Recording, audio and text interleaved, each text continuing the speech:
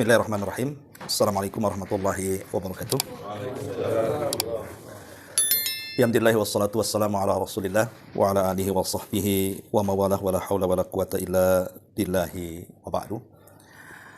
Ahlan wa sahlan wa marhaban bi kudumikum ila Batam.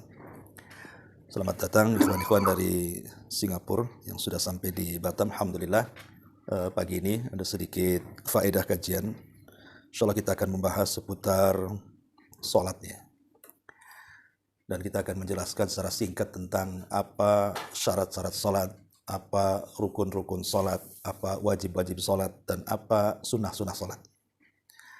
Kenapa kita perlu tahu tentang hukum-hukum seputar sholat ini? Karena kemarin Akhi Raza cerita tentang kasus dalam sholat, bicara tentang sujud sahwi. Jadi ada yang tidak paham ketika orang meninggalkan sujud sahwi. Meninggalkan sujud sahwi ini, lihat apakah yang ditinggalkan rukun ataukah wajib. Kalau yang ditinggalkan wajib, mungkin sah-sah saja. Dia tidak sujud sahwi dan dianggap sah. Tapi kalau meninggalkan rukun, itu tidak bisa diganti dengan sujud sahwi. Jadi mudahnya begini. Kalau orang meninggalkan rukun itu tidak bisa dianggap sah sholatnya karena sebuah kejahilan. Ataupun karena unsur ketidaksengajaan. Apalagi disengaja. Jadi gugurnya rukun itu tidak dilakukan hanya karena ketidaksanggupan saja. Maka itu gugur. Tapi kalau dia sanggup, kemudian dia meninggalkan rukun karena tidak tahu, atau karena tidak sengaja, tetap tidak sah sholatnya. Saya contohkan. Umpamanya orang sholat berdiri. Berdiri dalam sholat wajib itu kan rukun. Kalau sanggup berdiri, kemudian duduk, tidak sah sholatnya. Tiba-tiba ada orang kemudian sholat duduk. Kemudian kita katakan, kenapa Anda sholat duduk, tidak berdiri? Dia mengatakan tidak tahu. Ketidaktahuan dia tidak menjadikan uzur, tetap tidak sah sholatnya. Karena tidak bisa gugur karena ketidaktahuan. Atau umpamanya dia mengatakan, saya nggak sengaja. Itu pun tidak bisa menjadi uzur sah sholatnya, walaupun ketidaksengajaan. Apalagi disengaja. Ya. Lah rukun ini hanya gugur karena ketidaksanggupan. Umpamanya dia sakit. Tidak sanggup berdiri baru duduk. Nah itu sah sholatnya. Karena ketidaksanggupan namanya kan. Disebut al-ajzu namanya. Tidak sanggup berdiri ya duduk kata Nabi. Tapi kalau dia sanggup berdiri kemudian meninggalkan berdiri hanya karena tidak tahu, jahil. Atau karena tidak sengaja. Apalagi disengaja. Maka sepakat gugur sholatnya. Harus diulang sholatnya. Karena meninggalkan rukun. Lain kalau meninggalkan wajib. Contoh namanya tasyahud awal. Itu wajib hukumnya. Seandainya orang lupa langsung berdiri dalam tasyahud awal. Tidak menjadikan batal sholatnya. Cukup diganti dengan sujud sahwi saja. Dan nanti kita akan jelaskan. Ya. Baik, masyarul muslimin, ikhwatu fillah yang dimuliakan Allah subhanahu wa ta'ala. Kita mulai tentang apa itu rukun sholat. Rukun sholat itu ada 14.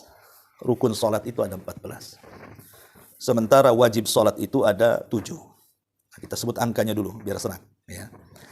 Adapun di antara rukun sholat yang 14 itu, pertama adalah niat. Niat memang menjadi khilaf ulama. Apakah niat ini termasuk syarat sah sholat?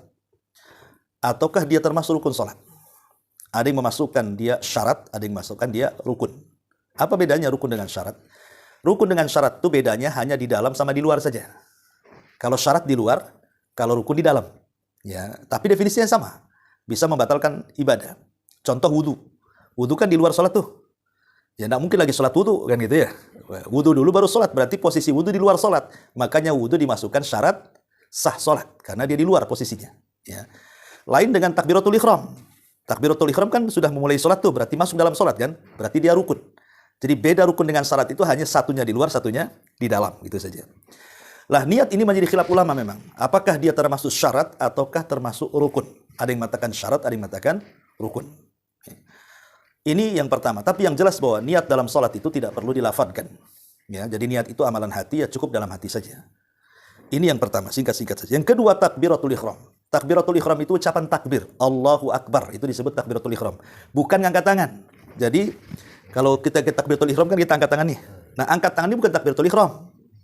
Walaupun kita diam saja begini, kita katakan Allahu Akbar, berarti dia sudah takbiratul ihram tuh. Makanya kita lihat Kalau ada orang sholat kadang-kadang di Mekah itu kan, dia gini saja kan, sah-sah saja. Kenapa? Karena mengangkat tangan itu sunnah hukumnya. Yang rukun itu ucapan kita Allahu Akbar. Nah, itu yang rukun. Maka tidak boleh kemudian orang yang sedang masbuk, umpamanya kita ini posisinya masbuk. Imam sudah tasyahud. Langsung kita ikut tasyahud, tidak boleh, tidak sah salatnya. Tapi takbiratul ihram dulu. Allahu Akbar dulu baru ikut tasyahud gitu maksudnya. Sebab dia belum memulai salat. Rasul mengatakan bahwa permulaan salat itu takbir dan pengakhirannya salam. Nah, kalau orang lagi masbuk langsung tasyahud gitu ya, itu tidak salat namanya karena dia belum memulai dengan rukun salat yang disebut dengan takbiratul ihram, ucapan Allahu Akbar. Nah, itulah takbiratul ihram. Ya, ini yang kedua. Yang ketiga, ya, al-qiyamu fil fardhi, berdiri dalam salat wajib. Apa bedanya dengan salat sunnah? Sebab berdiri dalam salat sunnah itu tidak rukun. Anda kalau mau salat sunnah duduk pun sah salatnya, walaupun sanggup berdiri. Ya, tetapi masalahnya pahalanya akan dikurangi. Di mana pahala orang yang sholat duduk itu separuh dibandingkan orang sholat berdiri. Hadis ini dibawa kepada sholat sunnah. Ya. Tetapi hadis ini tidak berlaku kepada sholat wajib. Kenapa? Karena berdiri dalam sholat wajib itu rukun. Berarti kalau orang meninggalkan berdiri, dia sanggup, maka batal sholatnya. Tidak ada alasan. Apakah karena tidak tahu hukumnya, atau karena tidak ada kesengajaan, tetap batal sholatnya. Kalau sampai meninggalkan berdiri dalam sholat, karena itu bagian daripada rukun. Ya. Kemudian yang keempat, qiraatu suratil Fatihati. Bacaan surah Fatihah. Ini rukun. Jangan sampai ditinggalkan. Apakah kita sholat di rumah sendiri ataukah sholat di masjid? Sholat di mana saja Fatihah tidak bisa dihilangkan. Yang jadi khilaf ulama, orang tidak baca Fatihah itu ketika bermakmum kepada imam yang dikeraskan saja. Itu menjadi khilaf ulama memang. Apakah kemudian makmum cukup mencukupkan Fatihahnya imam, ataukah makmum juga membaca Fatihah? Dalam mazhab Syafi'i tetap baca Fatihah, walaupun bermakmum kepada imam yang dikeraskan. Tapi dalam mazhab yang lain mengatakan tidak, karena qiraatul imam itu sudah mewakili qiraatul makmum. Tetapi bagaimanapun Fatihah itu berdasarkan sabda Nabi SAW, la salata illa bi fatihatil kitab, karena tidak ada salat kecuali dengan membaca Fatihah. Dari sini menunjukkan bahwa Fatihah itu rukun. Makanya saya nasihatkan haruslah betul-betul mempelajari bacaan surah Al-Fatihah. Salah saja pengucapan batal. Contoh umpamanya, kita baca ihdinas siratal mustaqim kan gitu. Kita baca ahdinas siratal mustaqim.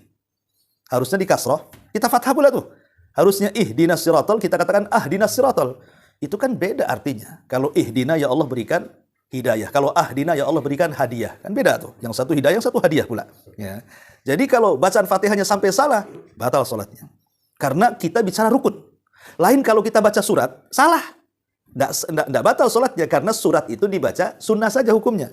Nggak dibaca pun seandainya sholat itu Fatihah semua. Rekat pertama Fatihah, nggak baca surat. Rekat kedua Fatihah, nggak baca surat. Rekat ketiga Fatihah, nggak baca surat. Sah sholatnya.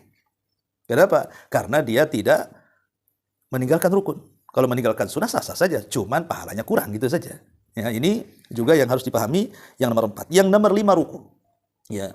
Ruku ini juga bagian daripada rukun. Dan ingat, ada 2 tempat yang harus diperhatikan dalam sholat itu. Dari semua gerakan ya. Pertama ruku, yang kedua sujud. Ya, 2 gerakan ini tolong perhatikan, ruku dan sujud. Kenapa 2 gerakan ini dari semua gerakan sholatnya? Yang betul-betul harus diperhatikan itu 2 tempat, ruku dan sujud. Karena ada hadis Nabi SAW yang dihasankan oleh Syekh Nasiruddin Albani rahimahullah ta'ala. Karena posisi ketika kita sedang ruku, Allah itu letakkan dosa kita di pundak. Ya.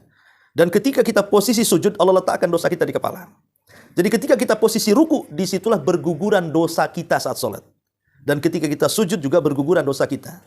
Karena inti sholat itu apa? Menggugurkan dosa. Kata Nabi SAW, bagaimana pendapat kalian kalau kalian punya sungai, kemudian mandi 5 kali di situ? Kira-kira bersih nggak? Ya bersih lah, Rasul kan gitu.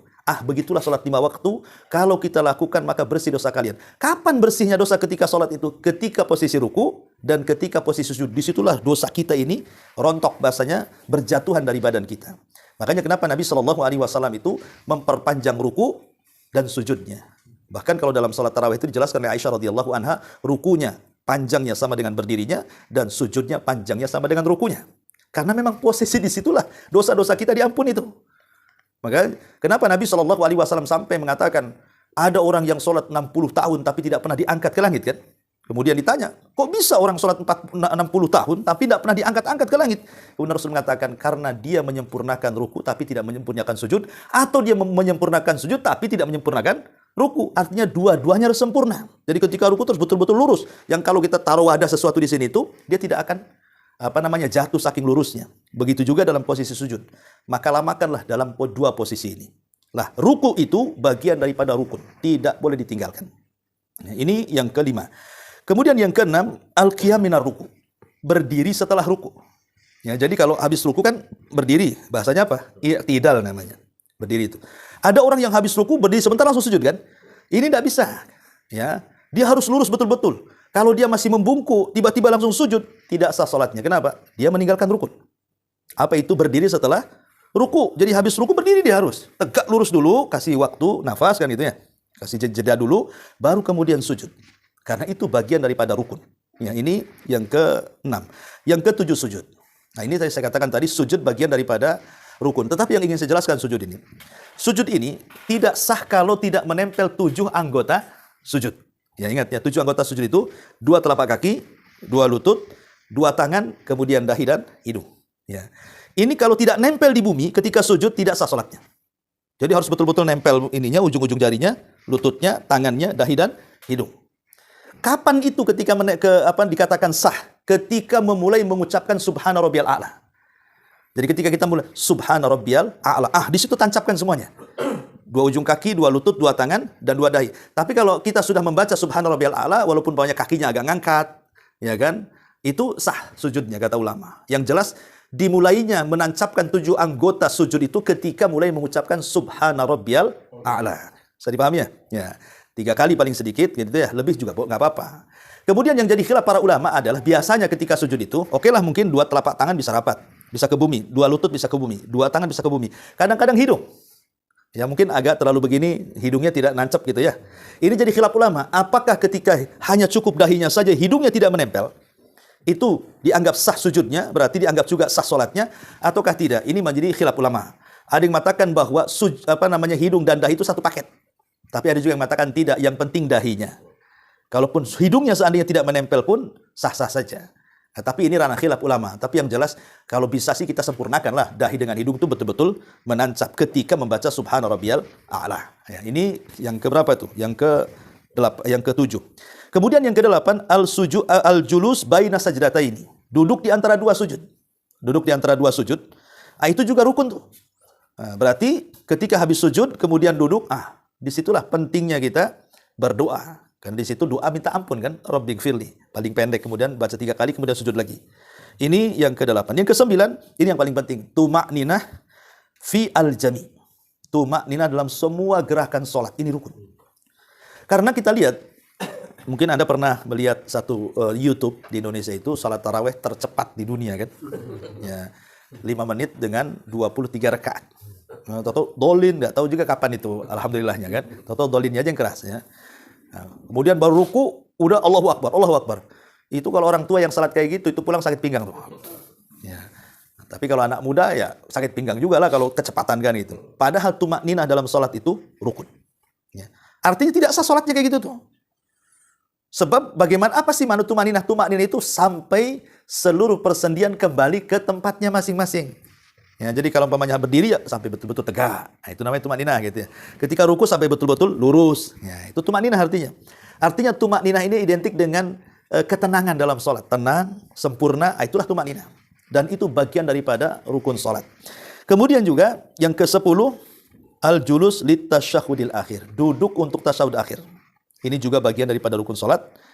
Kemudian at-tasyahudul akhir, tasyahudnya juga rukun. Duduk beda, tasyahud beda. Ya, kalau duduk ya duduknya. Kalau tasyahud itu kebacaannya. Ya, itu dua-duanya rukun tuh. Ya. Kemudian yang nomor 12, sholawat atas Nabi. Kalau pada tasyahud awal, kan ulama berselisih pendapat, apakah bacaan tasyahud itu disamakan antara tasyahud awal dengan tasyahud akhir? Kan itu ya. Ataukah hanya tasyahud awal itu sebatas kalimat syahadat saja. Pemain at-tahiyatu lillahi wa salawatu wa thayyibat sampai kepada asyhadu alla ilaha illallah wa asyhadu anna muhammadar rasulullah langsung berdiri. Ataukah dihabiskan? Dihabiskan sampai innaka hamidum majid. Berarti bacaan tasyahud awal dengan tasyahud akhir sama, ya. Wallahu a'lam, ini menjadi ranah khilaf para ulama. Ya, kalau saya lihat fatwanya Syekh Shalih Fauzan hafizahullah taala, dia mengatakan sampai syahadat saja. Jadi dibedakan antara tasyahud awal dengan tasyahud akhir. Tapi kalau pendapat Syekh Albani rahimahullah taala, dia mengatakan sama antara bacaan tasyahud awal dengan tasyahud. Ini karena khilaf ulama lah kan itu. Mau dicukupkan sampai syahadat, ya nggak masalah gitu ya. Ataupun mau disempurnakan juga diperbolehkan. Ya.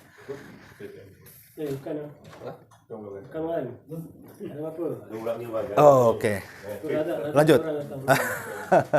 Iya. Taib. Jadi kembali bahwa sholawat pada tasawuf awal itu tidak rukun.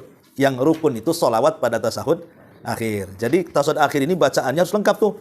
Baca tahiyat, baca syahadat, baca sholawat. Kan? At-tahiyatulillah, kemudian asyhadu alla ilaha illallah, kemudian Allahumma sholli ala Muhammad, dan seterusnya. Itu 3 poin ini nggak boleh tidak dibaca. Tahiyat, syahadat, sholawat.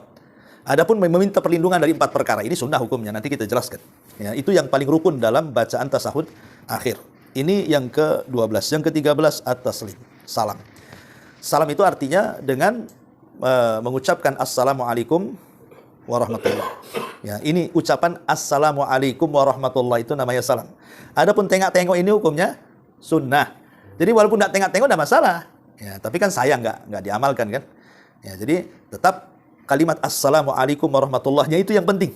Ya, adapun tengok ke kiri ke kanan itu lain lagi hukumnya. Itu jangan ditinggalkan. Ya. Kemudian yang terakhir tartib. Ya, tartib itu ya harus sesuai dengan sholatnya Nabi. Jangan sholat dimulai dari ruku dulu atau dimulai dari duduk dulu, dimulai dari sujud, nggak boleh. Ya sudah ada tertibnya. Dari takbiratul ihram, iftitah, Fatihah, surat, ruku, itu namanya tartib itu namanya. Ini 14 perkara ini ulama mengatakan rukun. Saya ulang, rukun ini penting. Tidak bisa digugurkan karena lupa. 1. Kenapa tak berdiri? Lupa saya, batal sholatnya. Ya. 2, tidak bisa digugurkan karena jahil. Kenapa tadi tidak berdiri? Oh, saya tidak tahu hukumnya, batal sholatnya. Ya. 3, apalagi ditinggalkan secara sengaja, makin lagi batal sholatnya. Jadi gugurnya rukun hanya 1, ketika tidak mampu.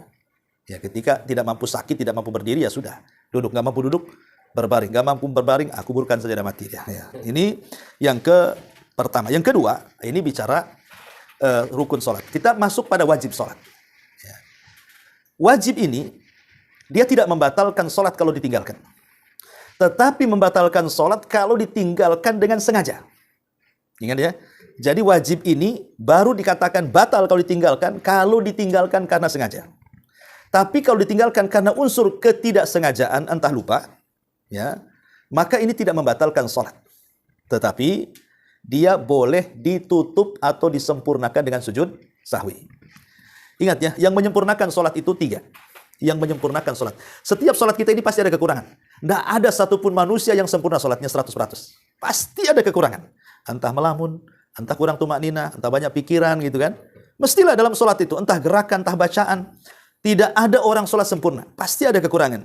Tetapi kekurangan ini bisa kita sempurnakan dengan 3 perkara. 1, dengan sholat sunnah, rawatib. Disebut dengan qobliyah dan ba'diyah. Ya. 2, dengan istighfar setelah sholat.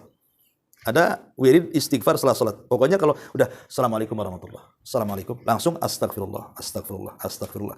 Lah istighfar 3 kali setelah sholat atau masuk dalam wirid sholat, itulah penyempurna sholat. Kenapa setelah sholat langsung istighfar coba? Kenapa nggak zikir yang lainnya? Kok disuruh istighfar? Karena sholat kita ini pasti ada kekurangan. Maka kan ada kekurangan, kita istighfar kepada Allah.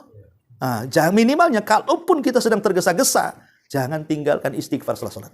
Karena itu yang menyempurnakan sholat. Kemudian yang ketiga, sujud sahwi. Nah, inilah sujud sahwi, inilah yang menyempurnakan sholat. Ketika kita menambah, ketika kita mengurangi, ketika kita ragu-ragu, inilah sujud sahwi yang menyempurnakannya. Lah, sujud sahwi ini berlaku pada 2 tempat. Pertama, meninggalkan rukun. Yang kedua, meninggalkan wajib. Tapi bedanya, kalau meninggalkan rukun, dia harus mendatangkan rukun yang ditinggalkannya, baru kemudian sujud sahwi. Kalau wajib, tidak perlu mendatangkan kewajiban yang ditinggalkannya, cukup sujud sahwi. Yang mana itu? Yang rukun. Rukun dengan wajib. Masalah sujud sahwi. Bukan malu. Oh. Iya. Jadi sujud sahwi di antara rukun dan wajib ini, kalau wajib ditinggalkan, tidak perlu mendatangkan yang ditinggalkannya. Cukup sujud sahwi. Tapi kalau rukun, wajib mendatangkan yang ditinggalkannya, kemudian sujud sahwi. Saya contohkan biar mudah. Ya. Orang meninggalkan tasawuf awal. Kan sering tuh. Lupa kita kan tasyahud awal ditinggalkan itu. Tahu-tahu langsung berdiri. Berarti yang ditinggalkan apa? Wajib. Tasyahud awal itu wajib. Tasyahud akhir rukun. Itulah bedanya. Tasyahud awal wajib. Kalau orang meninggalkan tasyahud awal, tidak perlu didatangkan lagi. Cukup nanti di akhir sebelum salam langsung sujud sahwi. Itu sudah menggantikan tasyahud awal yang ditinggalkan. Paham ya? Nah, tapi kalau dia meninggalkan rukun, contoh sujud. Sujud cuma 1 kali, padahal 2 kali sujud itu kan? Berarti kan dia meninggalkan rukun kan? Kan tadi saya katakan di antara rukun, sujud, ruku kan itu. Nah, sujud pun 2 kali gitu. Dia cuma 1 kali, langsung berdiri. Padahal belum duduk di antara 2 sujud, belum sujud. Berarti kan meninggalkan 2 rukun tuh. Maka harus didatangkan dengan 1 rakaat sempurna. Tambah 1 rakaat. Kalau ingat dalam solat, kalau dah habis solat? Ya, diulang. Diulang solat semua sekali? Apanya? Kalau ingat dalam solat? Tidak, diulang yang ditinggalkan itu saja. Pamannya habis salam nih. Assalamualaikum. Tadi kurang 1 kan? Tambah 1 rakaat. Jadi meninggalkan 1 rukun itu gantinya 1 rakaat. Kemudian setelah salam, kemudian dia sebelum salam sujud sahwi baru salam. Paham ya? Jadi kalau meninggalkan rukun dia harus mengganti. Setelah diganti baru sujud sahwi. Tapi kalau meninggalkan wajib tidak perlu diganti. Langsung sujud sahwi saja. Oke, sampai di sini? Siap. Nah, kalau meninggalkan wajib tak boleh sujud sahwi boleh juga. Kalau meninggalkan wajib, 1. Kalau unsurnya sengaja, batal sholatnya. Sengaja ditinggalkan, batal sholatnya. Kalau tidak sengaja karena lupa atau karena ketidaktahuan, ya, maka dia sujud sahwi. Tapi ulama mengatakan, seandainya dia tidak mendatangkan sujud sahwi, sah nggak ibadahnya? Sah kata ulama, tapi berdosa. Karena meninggalkan wajib. Hukumnya dosa meninggalkan wajib. Ya, dan mengurangi pahala kan itu ya. Makanya sujud sahwi dalam wajib itu penting, jangan ditinggalkan. Memang sah ibadahnya tidak ada masalah. Tapi Anda meninggalkan wajib. Apa hukum meninggalkan wajib? Berdosa. Lain meninggalkan sunnah tidak ada masalah. Ini yang ditinggalkan wajib. Sesuatu yang ditekankan oleh Allah ditinggalkan. Berdosa dia. Walaupun ibadahnya sah.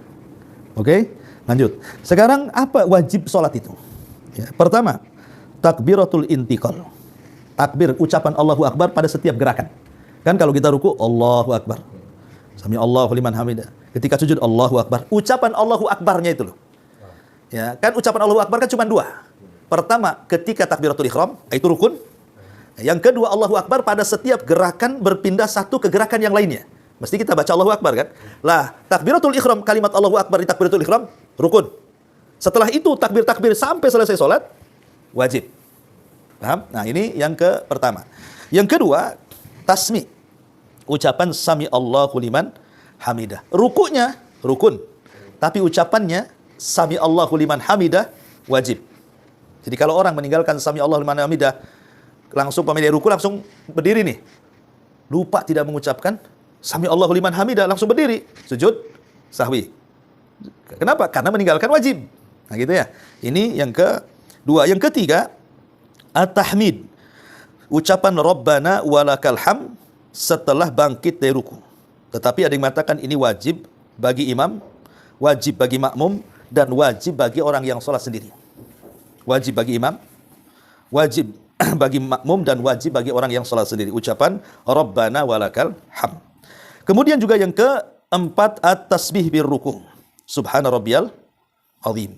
Ya, jadi rukunya rukun, tapi bacaan doa dalam ruku itu wajib. Ya. Kemudian ucapan tasbih dalam sujud, Subhana rabbiyal a'la. Sujudnya rukun, tapi bacaannya wajib. Nah, gitu ya. Kemudian juga yang nomor 6, ucapan Rabbighfirli di antara 2 duduk 2 sujud. Duduknya rukun, bacaan Rabbighfirlinya wajib. Ya. Dan yang terakhir tasyahud awal. Tasyahud awal dan duduk di tasyahud awal itu adalah wajib. Bukan, maksudnya hukumnya. Ya, baik bacaan tasyahudnya ataukah duduknya, dua-duanya wajib. Nah, ini namanya wajib sholat nih. Ya, saya ulangi, takbir intiqal. Yang kedua, ucapan sami Allahu liman hamidah. Kemudian yang ketiga, ucapan Rabbana walakal ham. Kemudian yang keempat, ucapan Subhana rabbiyal azim. Kemudian yang kelima, ucapan Subhana rabbiyal a'la. Dan yang terakhir, yang nomor 6, ucapan Rabbighfirli. Dan yang terakhir nomor 7, doa tasyahud dan juga sujud duduk di tasyahud awal. Nah, ini namanya kewajiban sholat. 7 perkara ini termasuk wajib sholat. Ya, kalau ditinggalkan secara sengaja, batal sholatnya. Kalau ditinggalkan tidak sengaja, lakukan sujud sahwi. Gitu saja. Ya, kalau bicara tentang wajib sholat. Adapun sunnah-sunnah sholat terbagi 2. Ada sunnah ucapan, ada sunnah perbuatan dalam sholat itu ya. Adapun sunnah ucapan baca iftitah. Baca iftitah ketika habis takbiratul ihram kan ada iftitah tuh, ya. Macam-macam lah itu doa bentuk-bentuknya yang diajarkan Nabi. Ada Allahumma ba'id baini, ya kan? Ada subhanakallahumma, macam-macam. Nah, itu kalaupun tidak dibaca tidak ada masalah. Pamannya langsung baca Fatihah pamannya kan? Sah sholatnya. Kenapa? Karena iftitah sunnah. Ya, ini yang pertama. Yang kedua, ta'awud dan basmalah. Ucapan a'udzubillahi minasyaitonirrajim, bismillahirrahmanirrahim, kemudian membaca bacaan.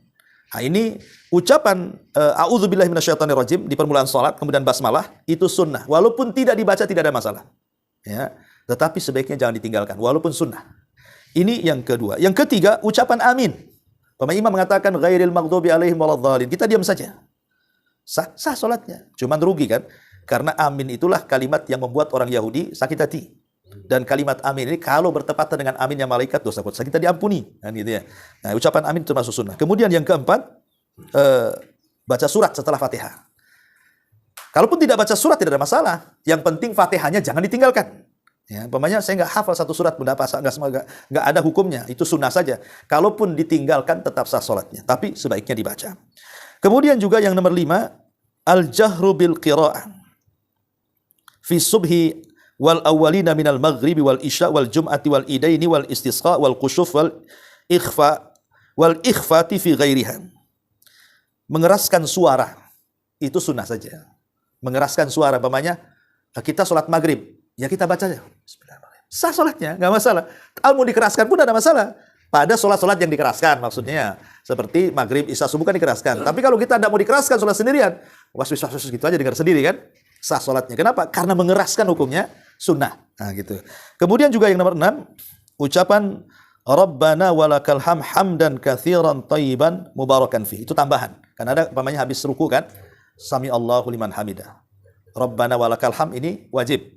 Tapi tambahannya hamdan katsiran thayyiban mubarakan fi mil as-samawati wa mil al-ard wa mil ma syi'ta min syai'in ba'd. Ini semua tambahan-tambahan ini sunnah hukumnya. Ya, tapi dibaca dapat pahala. Kemudian melebihkan zikir dalam ruku, dalam sujud. Kan minimal 3. Ya, minimal kan 3 subhan rabbiyal azim, subhan rabbiyal a'la. Itu minimal 3. Kalau kita mau nambah 10 kali tidak ada masalah. Itu sunnah saja. Pemanya kan imamnya rukunya panjang. Sayang kita diam aja melamun nanti. Udah baca 3 kali masih lama juga imam. Tambah lagi. Imam sujudnya lama, kita udah selesai 3 kali baca. Tambah lagi. Itu menambah bacaan zikir itu di dalam ruku dan sujud termasuk sunnah. Ya. Kemudian yang nomor 8, doa di tasyahud akhir setelah membaca sholawat. Di situ ada 2 doa. Pertama, doa meminta perlindungan dari 4 perkara. Ya, Allahumma inni a'udzubika min adzabi jahannam wa min adzabil qabri wa min fitnatil mahya wal mamat wa min syarri fitnatil masihi dajjal. Ini sunnah. Kemudian setelah itu kita bisa berdoa dengan apapun yang kita mau. Kita bisa berdoa dengan Rabbana atina fid dunya hasanah wa fil akhirati hasanah wa qina adzabannar. Atau Rasulullah SAW biasanya berdoa sebelum salam, Allahumma inni a'udzubika minal ma'tham wal maghrab. Itu yang biasa yang dibaca Rasul. Ya Allah, saya meminta perlindungan dari kamu dari perbuatan dosa dan hutang. Ya. Kemudian salah satu istri Rasul bertanya, Rasul, apakah kau punya hutang? Katanya kan. Kenapa asli itu aja yang dibacakan gitu? Kata Rasul, tidak. Karena biasanya kata Rasul, kalau orang sudah berhutang, pasti dia dusta. Kalau sudah berdusta, pasti dia khianat. Kata Rasul gitu kan. Kan orang berhutang kan suka begitu. Nah, ditagih-tagih nanti berdusta dia. Nah, habis berdusta khianat, kapan? Besok. Besok tak ada orangnya. Nah, itu khianat janji namanya. Itu yang ditakutkan Rasul. Karena kata Rasul, apabila orang sudah berhutang, pasti kadzab. Pasti dia berdusta. Kalau sudah berdusta, pasti akhlak. Pasti dia akan mengingkari janji. Nah, makanya Rasul berlindung dari hutang itu setiap sholatnya itu. Nah, Allahumma inni a'udzubika minal ma'tham wal maghrab. Itu yang biasa dibaca Nabi sebelum salatnya. Ini bicara tentang sunnah-sunnah ucapan. Di sana ada sunnah-sunnah perbuatan. Di antaranya mengangkat tangan. Kan kita sering mengangkat tangan kan? Baik ketika takbiratul ihram. Nah, itu ngangkat tangan kan? Entah sejajar dengan kuping, entah sejajar dengan bahu. Ya, ini sunnah saja. Seandainya pun kita diam saja, Allahu Akbar, sah sholatnya. Karena mengangkat tangan itu hukumnya sunnah. Makanya mengangkat tangan itu boleh. Angkat dulu baru takbir. Allahu Akbar. Atau takbir dulu baru angkat tangan. Allahu Akbar. Atau berbarengan dengan takbir. Allahu Akbar. Tiga-tiganya boleh. Karena ini sunnah saja. Ya, gak ada masalah. Ini namanya sunnah perbuatan. Kemudian yang kedua, meletakkan tangan kanan di atas tangan kiri di atas dada sini. Jadi ketika habis mengangkat tangan kan ketika berdiri Allahu Akbar. Kadang-kadang kita letakkan kan. Seandainya pun tidak diletakkan Allahu Akbar, nggak ada masalah, sah salatnya. Karena meletakkan di sini sunnah. Ya, walaupun kita begini sah salatnya. Tapi kalau kita mau letakkan begini dapat pahala karena mengerjakan sunnah. Ya, ini yang kedua. Yang ketiga, melihat ke tempat sujud. Jadi ketika kita berdiri, posisi berdiri, Allahu Akbar. Melihat ke tempat sujud ini sunnah hukumnya. Ya, bahkan dalam mazhab Abu Hanifah, justru melihat bukan ke tempat sujud, tapi ke depan. Gini. Kenapa? Karena mengambil dalil dari firman Allah surah Al-Baqarah itu, fa aina ma tuwallu fa thamma wajhullah. Kemanapun wajahmu dipalingkan, disitulah ada wajah Allah. Jadi tidak mesti ke tempat sujud, ya kan? Tetapi bagaimanapun menatap ke tempat sujud itu lebih khusyuk karena ada dulu para sahabat di awal-awal sholat mereka kan biasa ngomong ketika sholat. Allahu Akbar, piye kabare? Gitu. Boleh. Dulu awal-awal disyariatkan sholat bisa ngobrol. Tapi kemudian turun ayat tentang larangan, ya, tentang larangan bahwa orang sholat itu harus khusyuk. Alladzina fi sholatihim humul khasyi'un. Orang yang dalam sholatnya mereka khusyuk. Setelah turun ayat tentang diwajibkannya khusyuk, maka dilarang sholat, dilarang tengok-tengok. Kemudian diarahkan ke tempat sujud. Begitu. Nah, gitu ya.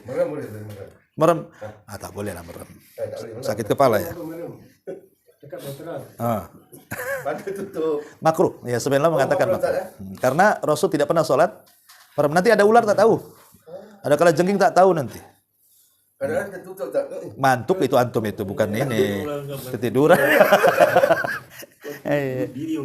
Habis makan durian, ya kan subuhnya tadi. Nah, jadi merem itu hukumnya makruh wallahu a'lam. Baik, kemudian yang keempat, italatu raqatil ula wa taqsirus tsaniyah. Memanjangkan rakaat pertama dan memendekkan rakaat kedua. Umpamanya kalau ketika rakaat pertama kita baca surat agak panjang. Umpamanya watini wa zaitun.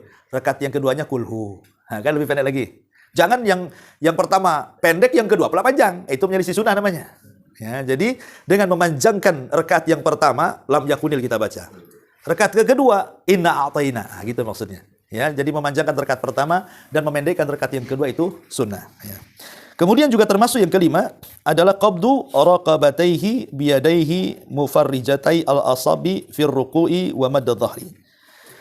Memegang merenggangkan jari jemari dan memegang lutut begini ketika ruku. Jadi direnggangkan, pegang kayak gini. Ini sunnah, merenggangkan dan memegang lutut begini. Ya gini nggak masalah gitu sebenarnya. Cuman kalau begini sunnah hukumnya karena akan lebih sungguh-sungguh ketika ruku. Kita bisa saksikan kalau kita betul-betul ditekan lututnya kan sungguh-sungguh itu kita ruku. Tapi kalau gitu ini asal-asalan orang malas sholat itu. Ya. Nah, ini juga termasuk sunnah. Atau iftiras pada tasahud awal dan tawaruk pada tasahud akhir. Maksudnya iftiras pada tasahud awal itu meletakkan di atas tumit pantatnya itu. Ya, pantat kita diletakkan di tumit, itu namanya iftiras. Tapi kalau melabuhkan pantat di lantai itu namanya tawaruk. Lah iftiras dengan di tasahud awal, tawaruk di tasahud akhir itu hukumnya sunnah. Andai pun tasawuf awal dengan tasawuf akhir tawaruk, atau andai pun tasawuf awal dengan akhir itu iftiras, ya sah sholatnya nggak apa-apa gitu ya.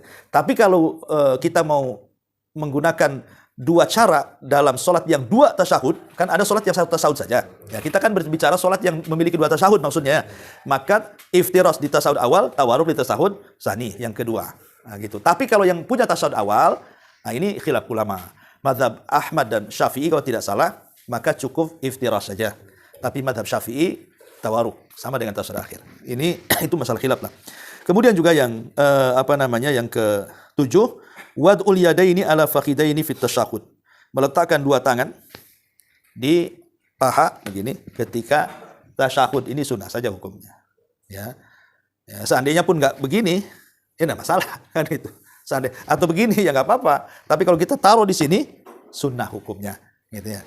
Dan yang terakhir di sini disebutkan mujafatu dhira'aihi an jambaihi wa batnihi an fakhidaihi fi sujud. Merenggangkan sikut ketika sujud. Gitu maksudnya. Ini direnggangkan, dijauhkan dari lambung. Nah, sampai-sampai disebutkan anak kambing bisa masuk ke sini. Nah, itu sunnah hukumnya. Sunnah saja, itu sunnah perbuatan. Andai kata pun begini karena sholatnya rapat gitu. Kan susah kita kalau sholat jamaah rapat begini ya habislah kepala orang kan gitu. Nah, kalaupun begini ya sah-sah saja karena ini bagian daripada sunnah. Inilah yang disebut dengan sunnah fi'liyah dalam salat. Nah, di situ sudah jelas ada rukun, ada wajib, ada sunnah. Kalau kita mengerjakan 3 perkara ini, atau yang keempat syaratnya, syarat-syarat syarat salat belum ya. Nah, syarat salat itu ada 8. Pertama harus Islam. Orang kafir nggak boleh salat. Walaupun terkhitab salat, nggak sah salatnya karena dia kafir. Ya. Yang kedua bulug, balik. Berarti kalau belum balik, ya nggak salat pun ada masalah. Ya. Kemudian yang ketiga akal, artinya orang gila, nggak apa-apa. Jadi kalau ingin meninggalkan salat, jadi orang gila. Kemudian yang keempat, dia tidak ada yang mencegah untuk salat seperti haid, nifas atau junub. Ya, nah itu. Kemudian yang kelima masuk waktu, itu syarat namanya. Nggak boleh duhur sebelum waktunya sholat, ya tidak sah lah sholatnya. Kemudian yang nomor 6, suci dari 2 hadas, hadas besar, hadas kecil, hadas besar dengan junub, hadas kecil dengan wudu. Kemudian yang nomor 7 menutup aurat, kalau tersingkap auratnya tidak sah sholatnya. Kemudian yang terakhir itu namanya mengarah ke kiblat. Nah, itu namanya syarat sholat. Lah ulama, kata Syekh Shalih Fauzan, kalau antum ketika sholat mendatangkan 4 perkara ini, syaratnya dipenuhi, rukunnya dipenuhi, wajibnya dipenuhi, sunnahnya dipenuhi, maka kita telah menegakkan sholat. Bahasa Quran kan, aqimus sholah, tegakkan sholat. Kenapa harus dikatakan tegakkan sholat? Karena banyak orang yang sholat tapi tidak menegakkannya. Orang sholat ramai, tapi yang menegakkan sholat itu sedikit, kata beliau. Ya, mungkin orang Islam itu rata-rata sholat. Iya, ramai orang sholat itu, tapi yang menegakkan sholat itu sedikit sekali, katanya. Kemudian dijelaskan, kenapa sedikit? Karena orang yang menegakkan sholat itu harus mendatangkan 4 perkara tadi. Syaratnya, rukunnya, wajibnya, sunnahnya. Kalau kita mendatangkan 4 perkara berarti telah menegakkan sholat. Wallahu a'lam. Baik, silakan. Sunnah. Sunnah saja menggerakkan jari. Karena ini masalah khilaf menggerakkan jari itu. Itu kan hadis Wa'il bin Hujr. Ya. Ada yang mengatakan maksudnya yushiru, mengisyaratkan itu tidak menggerak-gerakkan. Tapi ada yang mengatakan menggerak-gerakkan. Ya, yang menggerak-gerakkan silakan, yang tidak juga nggak apa-apa kan itu. Itulah masalah fikih kan masalah luas masalahnya. Itu berbicara soal masalah hadis, apakah sahih ataukah tidak. Dan juga pemahaman mengisyaratkan di situ apa yang dimaksud itu.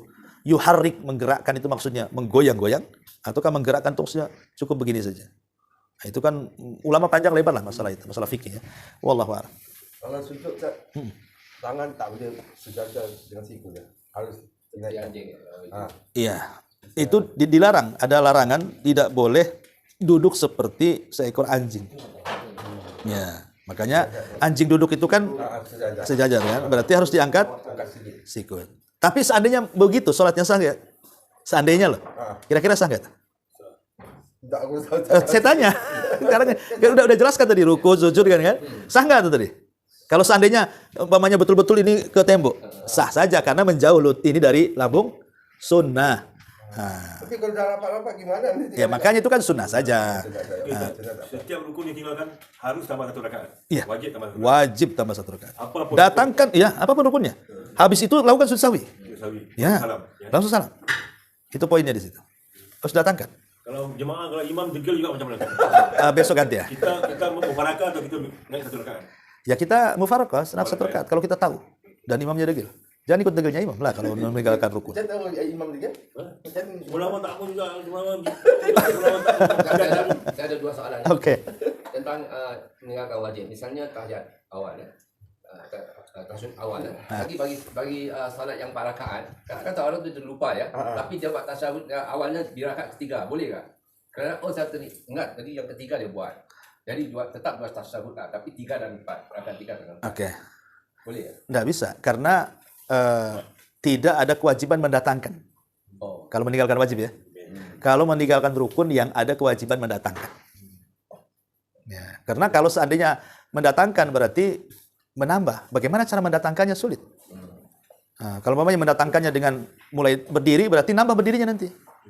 Akan banyak gerakan-gerakan tambahan. Sementara menambah dalam sholat tuh kalau dengan unsur kesengajaan tidak sah. Kalau tidak ada unsur kesengajaan baru kemudian sujud sahwi setelah salam. Kalau mengurang sebelum salam. Kalau menambah sujud sahwinya setelah salam. Nah, itu yang harus dipahami. Wallah. Ya. Saya pernah lihat bagi salat fardu, ada orang yang dia upaya berdiri. Oke. Dia berdiri sebentar saja. Waktu dia berdiri, kemudian dia duduk terus saja sampai ke salam. Saya nampak orang buat itu di masjid. Yang saya kira dia boleh terus berdiri juga, tapi yang mungkin dia ada masalah. Jadi setakat dia boleh berdiri untuk takbiratul ihram, lepas tu dia duduk terus. Iya. Yang wajib. Itu dia yang tahu lah. Enggak, itu dia kan maksudnya kan ngambil rukun berdirinya kan. Habis itu karena ketidaksanggupan duduk. Kan kita berusaha berdiri dulu. Enggak boleh kita ini sholat langsung duduk kalau kita bisa berdiri. Kalau sholat wajib ya maksudnya. Umpamanya saya punya asam urat nih, punya gout nih. Kalau kita sanggup berdiri. Kan itu rukun. Walaupun sebentar. Ya, walaupun sebentar kalau sanggup. Ya. Pokoknya harus didatangkan dulu rukun itu caranya. Kecuali sama sekali nggak sanggup. Nah, baru gugur. Itu maksudnya. Mungkin ya. Wallahu a'lam. Iya.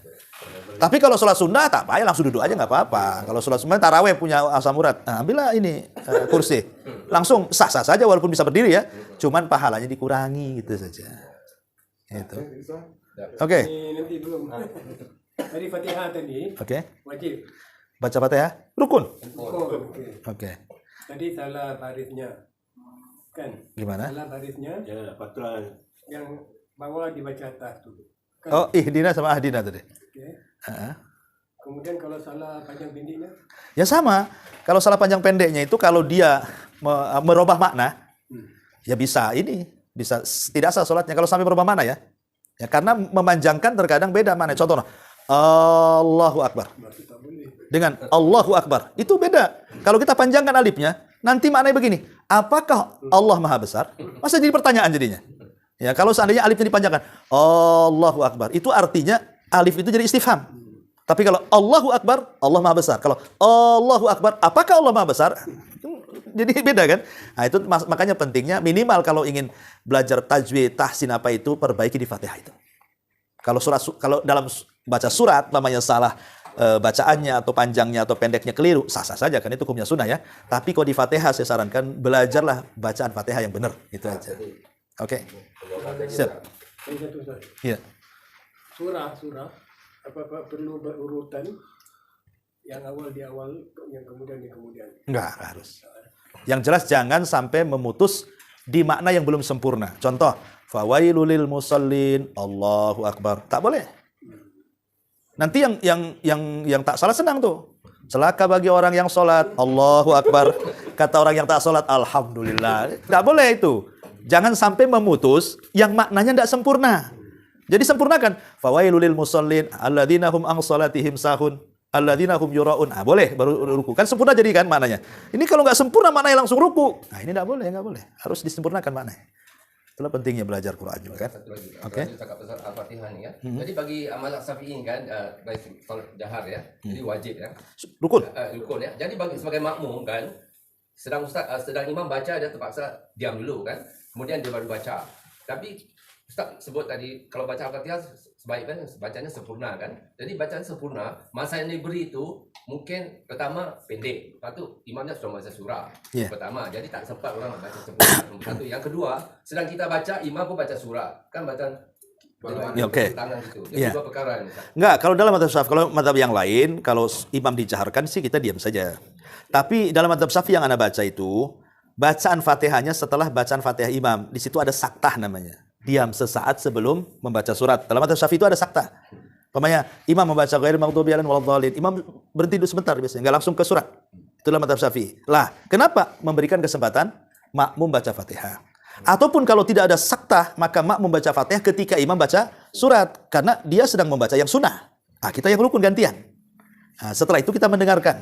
Ya. Ada yang mengatakan dalam mazhab Syafi'i lain itu, yang penting dia sudah memberikan hak Fatihahnya kepada Allah. Karena Fatihah itu terbagi dua. Sebagiannya untuk hambanya, sebagian untuk Allah. Ya, dan disebutkan dalam hadis itu, idza qala abdu alhamdulillah, apabila hambaku mengatakan alhamdulillah, maka Allah akan mengatakan hamidani abdi, hambaku sedang memujiku. Apabila hambaku mengucapkan ar-Rahman ar-Rahim, maka Allah akan mengatakan asna alayya abdi, hambaku sedang mengagungkan aku. Kalau hambaku mengatakan maliki yaumiddin, maka Allah mengatakan majjadani abdi, hambaku sedang membesar-besarkan diriku. Lah inilah 3 ayat pertama ini hak Allah. Ya. Jadi alhamdulillahirabbil alamin ar-Rahmanir Rahim maliki yaumiddin, ini hak Allah. Baru setelahnya itu hak kita. Jadi kalau kita umpamanya dalam mazhab Syafi'i ya, kalau sudah mendapatkan 3 poin ini, tiba-tiba imam ruku, ya sah salatnya. Artinya enggak perlu mengurangi rakaatnya, berarti dia sudah dapat Fatihah. Kalau sudah dibaca 3 ini. Alhamdulillahirabbil alamin ar-Rahmanir Rahim maliki yaumiddin. Karena ini hak Allah sudah terpenuhi. Karena yang lebihnya itu hak kita.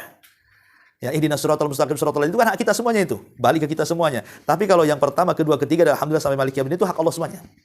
Jadi kalau dalam madhab yang merukunkan Fatihah pada setiap rakaat, baik sholat sendiri ataupun berjamaah, baik yang dikeraskan atau tidak, mereka mengatakan kalau dia mendapatkan 3 ayat ini, maka dianggap dapat 1 rakaat. Ya, wallahu a'lam. Tapi tidak ada percanggahan, Ustaz.